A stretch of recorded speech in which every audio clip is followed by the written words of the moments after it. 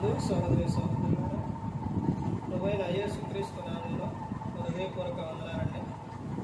ముందుగా ఇంత మంచి సమయాన్ని ఇచ్చిన తండ్రైన దేవునికి ప్రభువైన క్రీస్తు ద్వారా కృతజ్ఞతాస్తుతులు చెల్లిస్తున్నారండి. అందరూ బాగున్నారండి. వాక్యం చదువుకొని ప్రార్థన చేసుకున్న తర్వాత పాఠంలోనికి వెళ్దామండి. మత్తయి గారు రాసిన సువార్త 10వ అధ్యాయం 14వ వచనం. ఎవడైనను మిమ్మును చేర్చుకొనక మీ మాటలు వినకుండిన ఎడల మీరు ఆ ఇంటినైనను పట్టణమునైనను విడిచిపోనప్పుడు మీ పాదధూళి దులిపివేయుడి. విమర్శ దినమందు ఆ పట్టణపు గతి కంటే సొదొమ గొమొర్రా ప్రదేశముల గతి వారవదగినది ఉండినని నిశ్చయముగా మీతో చెప్పుచున్నాను. ప్రార్థన చేసుకుంటాను. పరలోకమందున్న మా తండ్రి, పరిశుద్ధ ప్రేమ గల తండ్రి, గొప్ప తండ్రి, యెహోవా తండ్రి, మీ ప్రియ కుమారుడు యేసుక్రీస్తు కృతజ్ఞతాస్తుతులు చెల్లిస్తున్నాము. ఆయన రాత్రి వేళ తండ్రి మా అందరితో మాట్లాడమని మా ప్రభువైన యేసుక్రీస్తు నామమున వేడుకుంటున్నాము. ప్రభువైన యేసుక్రీస్తు నామములో హృదయపూర్వక వందనాలండి. దేవుని కుమారుడు యేసుక్రీస్తు ప్రభువు లోకానికి వచ్చిన తర్వాత పరలోక రాజ్యం సమీపిస్తుంది కనుక మారు మనసు పొందమని ప్రకటింప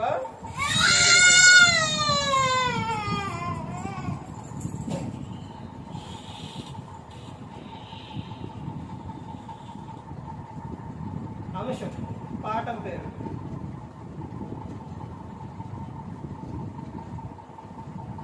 సేవకుని మాట అంటే విలువ ఇవ్వని విశ్వాసం. సేవకుని మాట అంటే విలువ ఇవ్వని, లేకపోతే లెక్కలేని విశ్వాసం. విలువ సేవకుని మాట అంటే విలువ ఇవ్వని విశ్వాసం. సేవకుడి మాట అంటే ఈ రోజున విలువ అనేది లేదు. మాటకు విలువ లేకుండా విశ్వాసులు జీవిస్తున్నారు. సేవకుడు ఒక మాట చెప్పాడు అని అంటే ఈ విషయం ఎందుకు చెప్పాడు, ఎందుకు చెప్తున్నారు అని అర్థం చేసుకోవట్ల విశ్వాసులు. ఎలా మారిపోయారనంటే నా మాట నాకే, మేమనుకున్నదే, మేం చెప్పుకున్నదే, మేమే కానీ సేవకుని మాట వినే పని లేదు. సేవకుడు చెప్పే మాటకు ఈ రోజున విశ్వాసులు విలువ ఇవ్వట్లేదు. సంఘములోని ఏం జరుగుతున్నాయనంటే ఒకనాడు కొరింథీ సంఘాల్లో ఏం జరిగినాయి? కక్షలు, భేదాలు, అసూయలు ఇవన్నీ కూడా ఉన్నాయి. ఈ రోజున కూడా కొన్ని సంఘాల్లో ఏం జరుగుతుందంటే ఇలాంటివే జరుగుతున్నాయి. సేవకుని మాట అంటే ఈ రోజున విలువలేదు. అందుకనే యేసుక్రీస్తు ప్రభువు ముందే చెప్పారు. ఏమని చెప్పారు? మీరు ఎక్కడికైనాను వెళ్ళినప్పుడు చూడండి ఏమని చెప్తున్నారు. ఎవడైనాను మిమ్మును చేర్చుకొనక మీ మాటలు వినకుండిన ఎడల మీరు ఆ ఇంటినైనను ఆ పట్టణమునైనను విడిచిపోనప్పుడు మీ పాదధూళి దులిపివేయుడి అని చెబుతున్నారు. ఎవడైనాను మీ మాట వినకుంటే, ఎవడైనాను మిమ్మును అంగీకరించని ఎడల, ఇక్కడ ఏమని చెబుతున్నారు? ఎవడైనా మిమ్మును చేర్చుకొనక మీ మాటలు వినకుండిన ఎడల మీరు ఆ ఇంటినైనను పట్టణమునైనను విడిచిపోనప్పుడు మీ పాదధూళి దులిపివేయుడి అని చెబుతున్నారు. అంటే సేవకుని మాట వినరు. యేసుక్రీస్తు ప్రభువారు జ్ఞాని, ఆయనకు సమస్తం కూడా ముందే తెలుసు. అందుకనే యేసుక్రీస్తు ప్రభువారు ముందే చెప్తున్నారు శిష్యులు పంపుతూ, ఇదిగోండి ఎవరైనాను మిమ్మును చేర్చుకొనకుండిన ఎడల్లా, తర్వాత ఏమని చెప్తున్నారంటే మీ మాటలు వినకుండిన ఎడల అంటే మాటలు వినకుండా ఏం చేస్తారు? ఉంటారు. మీ మాట వినరు అని చెప్తున్నారు. అలాంటి సందర్భాల్లో మీరు అక్కడి నుంచి వచ్చేటప్పుడు ఆ ఇంట నుంచి అయినను ఆ గ్రామం ఆ పట్టణం నుంచి వచ్చేటప్పుడు మీ పాదధూళి దులిపేయుడి. విమర్శ దినమందు ఆ పట్టణపు గతి కంటే సొదొమ గొమొర్రా ప్రదేశముల గతి ఓర్వదగిన ఉండునని నిశ్చయముగా మీతో చెప్పుచున్నాను. నిశ్చయముగా మీతో చెప్పుచున్నాను. అంటే ఈ రోజున మనిషి, ఒక వ్యక్తి, సంఘంలో ఉన్న విశ్వాసులు సేవకుడు చెబుతున్న మాట అంటే విలువలేదు. అసలు ఎందుకు ఈ మాట చెబుతుండే సేవకుడు? మా మంచి కోరి చెబుతున్నారు, మా కోసం చెబుతున్నారు అనే విధానం లేదు. సేవకుడు మీ ఆత్మలు కొరకు ఏం చేస్తారో తెలుసండి? ప్రార్థన చేస్తారు. మీరు రక్షింపబడాలని ఎంత కష్టం వచ్చినా కానీ, ఎన్ని బాధలున్నా కానీ సేవకుడు ఏం చేస్తారో అక్కడికి వచ్చి సువార్తను చెబుతారు. ఎండ ఉండదు, వాన ఉండదు, చలి ఉండదు, ఏది ఉండదు. ఎన్ని అపాయాలున్నా, ఎన్ని ప్రమాదాలున్నా, ఎన్ని బాధలున్నా, ఎన్ని కష్టాలు ఉన్నా, ఏది ఉన్నా కానీ సేవకుడు ఒక సంఘానికి వచ్చి వాక్యం అనేది చెబుతాడు. ఎందుకనంటే మీ ఆత్మ రక్షింపబడాలి. సేవకుడు ఏదైనా పర్లేదు, కానీ మీరు మాత్రమే అవ్వాలి, రక్షింపబడాలి, మీరు పరలోకం చేరాలి అని సేవకుడు కోరుకుంటాడు. కానీ అలాంటి సేవకుని మాట ఈ రోజున విశ్వాసులు వినడం లేదు, లెక్క చేయడం లేదు. అలా మీ మాట వినకపోతే మీరు అక్కడి నుంచి వచ్చేటప్పుడు మీ పాదధూళి దులిపేయుడి అని యేసుక్రీస్తు ప్రభువారు చెబుతూ ఉన్నారు. సేవకుడు అంటే దేవుడు పిలుచుకున్న వ్యక్తి, ఏర్పరచుకున్న వ్యక్తి. దేవుని మాట చెబుతున్నారు అని అంటే ఈ రోజున మనిషికి ఆ విలువ అనేది తెలియట్లా. సువార్త ప్రకటించు వారి పాదములు ఎంతో సుందరమైనవి. ఇంకా సేవకుడు గురించి, సువార్తను ప్రకటించే వారి గురించి గ్రంథంలో చాలా విషయాలు ఉన్నాయి. కానీ ఈ రోజున ఆ సేవకుడు దేవుని మాట చెబుతున్నాడని అంటే దేవుడి ఆత్మ వారిలో ఉండి మాట్లాడుతున్నారు. మాట్లాడేది ఆయన కాదు, ఎవరు మాట్లాడుతున్నారంటే దేవుడు మాట్లాడుతున్నారు అని మనిషి గ్రహించలేకపోతున్నాడు. దేవుడే నాతో మాట్లాడుతున్నాడు, దేవుని ఆత్మ నన్ను గద్దిస్తుంది అనే విధానం అనేది ఈ రోజున లేకుండా పోతుంది. ప్రతి ఒక్కరు కూడా గమనించుకోవాల్సిన విషయం ఏంటంటే సేవకుడు మాట అంటే విలువివ్వని విశ్వాసులు.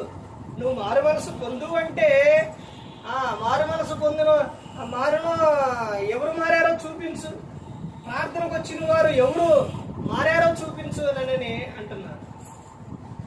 నువ్వు పాపక్షమాపణ పొందాలి, నువ్వు పరిశుద్ధంగా జీవించాలి అని చెబుతుంటే మనిషి ఆ మాటలు ఏవి కూడా వినరు, లెక్క చేయరు. ఇదిగో యేసుక్రీస్తు ప్రభువారు వస్తే భయంకరంగా ఉంటుంది అని చెప్పినా కానీ ఆ మాటలు వినరు. వాళ్ళకి మనిషికి ఈ రోజున కావలసిన ఏంటంటే వారిని సంతోషపరిచే మాటలే మనిషి కోరుకుంటున్నాడు. నిన్ను సంతోషపరిచే మాటలే చెబితే ఎలా ఉంటుందనంటే, ఒక దేహంలో ఏదన్నా ఒక అవయవానికి ఒక పుండు అనేది వస్తే అక్కడ డాక్టర్ దగ్గరికి వెళ్ళినప్పుడు దాన్ని పట్టుకోగానే నొప్పి వస్తుంది అని అంటే ఆ పైనే నొప్పి రాకుండా నీకు పైనే పౌడర్ వేసి దూరేసి తూడ్చి కట్టుకట్టి పంపిస్తే నీకు అలా చేసినప్పుడు, అలా పైన చేసినప్పుడు అప్పుడు బాగానే ఉంటుంది, నొప్పి ఉండదు. కానీ నువ్వు ఇంటికి వచ్చిన తర్వాత క్రమక్రమంగా ఏమవుతుందనంటే లోపల సీము, రక్తం అవంతా ఉంటుంది కాబట్టి ఆ చర్మాన్ని, ఎముకలను అంతా తినుకుంటూ వెళ్ళిపోతుంది. ఒకసారి గమనించండి, నీకు నొప్పి వచ్చినా కానీ ఆ క్షణంలో అందులో ఉన్న సీము, రక్తం అదంతా మొత్తం కూడా ఒత్తేసి తీస్తే నువ్వు ఆ కొంచెం సేపే బాధపడతావు. తర్వాత ఎలా ఉంటుందో తెలుసా? ఆ గాయం మారిపోతుంది, తర్వాత నీ దేహం బాగుంటుంది. అలాగే ఈ రోజున వాక్యం కూడా ఎలా కావాలనుకుంటున్నారంటే పైనే నొప్పి తగలకుండా కావాలి అని అనుకుంటున్నారు. అలా పైనే నీకు చెబితే పైనే నీకు నొప్పి లేకుండా నువ్వు వాక్యం అనేది వినాలి అలా కోరుకుంటూ ఉంటే నీకు పరలోకానికి చేరవు. నువ్వు మారు మనసు పొందాలి. పాపక్షమాపణ నిమిత్తం నువ్వు ఆత్మీయం తీసుకోవాలి. నువ్వు పరిశుద్ధంగా జీవించాలి. నీకు కష్టం వచ్చినా, బాధ వచ్చినా, ఏదొచ్చినా ప్రతి ఒక్కడే కూడా నువ్వు ఓర్చుకోవాలి. దేవునితోనే ఉండాలి. నువ్వు పరిశుద్ధంగా జీవించాలి. నీకు చెప్పినప్పుడు, వినేటప్పుడు నీకు నొప్పి కలగవచ్చు. నువ్వు మారితే ఆ తర్వాత నీకు ఆనందం ఉంటుంది, పరలోకం చేరుతావు. ఇప్పుడు ఆ పుండు క్లీన్ చేసేటప్పుడు నీకు నొప్పి ఆ క్షణం ఆ కొంచెం సేపు వస్తుంది. వాక్యం చెప్పేటప్పుడు నీకు అప్పుడే బాధ కలిగిద్ది. ఆ తర్వాత ఆ పుండు ఎలాగైతే నీ చర్మంలో లేకుండా మారిపోతుందో అలాగే వాక్యం నువ్వు నీ హృదయంలోనికి అంగీకరించినప్పుడు తర్వాత నీ జీవితాన్ని మార్చేస్తుంది. ఆ పుండు మారి నీ దేహం ఎలా బాగుంటుందో అలాగే నీ దేహము కూడా నువ్వు క్రీస్తు రక్తంలో కడగబడతావు. నువ్వు పరిశుద్ధంగా జీవిస్తావు. కాబట్టి ఈ లోకం విడిస్తే నువ్వు ఎక్కడికి వెళ్తావు? పరలోకానికి చేరతావు. నువ్వు పైన నీకేం కాదులే, నీ ఇష్టానుసారంగా జీవించు, సంతోషంగా ఉండు, నువ్వు నీకేం కాదు, బాగానే ఉంటుంది, నీ ఇష్టం, నువ్వు ఎలా పడతాలో ఉండాలంటే నువ్వు పాపంలో జీవిస్తూ పాపంలో మరణిస్తే పరలోకానికి చేరవు. యుగయుగాలు యాతన పడాలి. ప్రతి ఒక్కరూ కూడా గమనించుకోవాలి. సేవకుని మాట అంటే ప్రతి ఒక్కరూ కూడా గమనించుకోవాలి. అది సేవకుని మాట కాదు, అది దేవుని మాట. స్వాత 10:20 చెప్తారు యేసుక్రీస్తు. ప్రతి ఒక్కరూ కూడా గమనించుకోవాలి.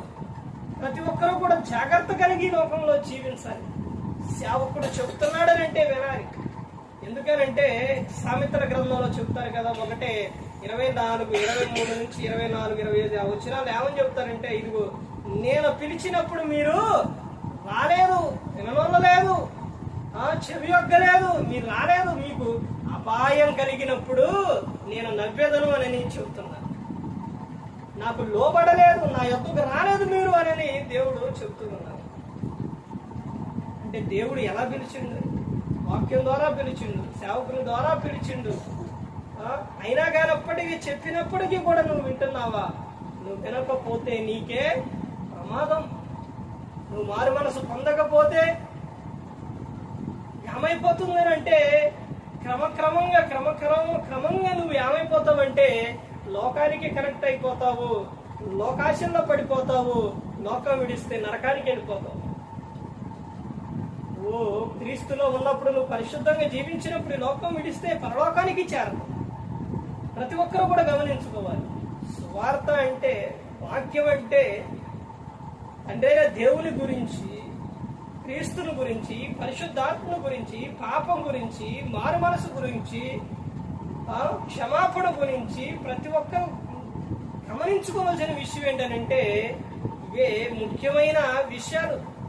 నరకం గురించి, పరలోకం గురించి ఇవన్నీ కూడా ఒక వ్యక్తికి తెలియపరచబడాలి.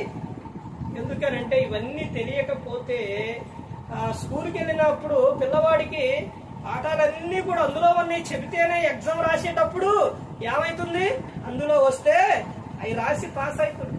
గ్రంథంలో ఉన్నది ప్రతి ఒక్కటి నీకు తెలియాలి, నువ్వు తెలుసుకోవాలి. అప్పుడే నువ్వు ఈ లోకం విడిస్తే పరలోకానికి చేరుకుంటావు. ప్రతి ఒక్కరు గమనించుకోవాలి. ఏ ఒక్కరు కూడా నశించి నరకానికి వెళ్ళిపోకూడదని యేసుక్రీస్తు ప్రభువు ఈ లోకానికి వచ్చి మనందరి కోసం సిలువలో తన ప్రాణాన్ని పెట్టి ఉన్నాడు. మరి ఈ విధంగా నిలబెట్టి మాట్లాడించిన తండ్రి దేవునికి కృతజ్ఞతాస్తుతులు చెల్లిస్తూ ఇంతవరకు శ్రద్ధగా ఉన్న మీకు ప్రభు పెట్టిన హృదయపూర్వక చెల్లిస్తూ మాటలు ముగిస్తున్న అందరికీ వందనాలు.